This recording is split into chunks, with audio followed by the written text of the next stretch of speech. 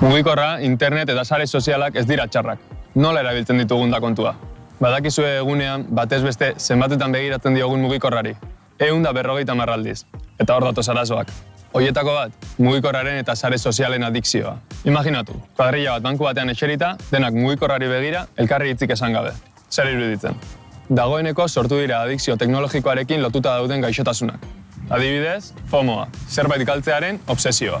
Nomofobia, mugikorrik gabe egotearen antxetatea. Vibranxietatea edo vibrazio fantasma. Mugikorra vibratzen entzutea benetan jo ez duenean. Ze, identifikatuta sentitu zarete baten batekin. Ba erne, mugikorraren eta sare sozialen adikzioak isolatze soziala dakar. Lehenengo pausoa konturatzea da. Bigarrena, teknologia ondo erabiltzea eta neurriak hartzea. Eta bakarrik ezin baduzu, eskatu laguntza. Venga, erronka sano bat.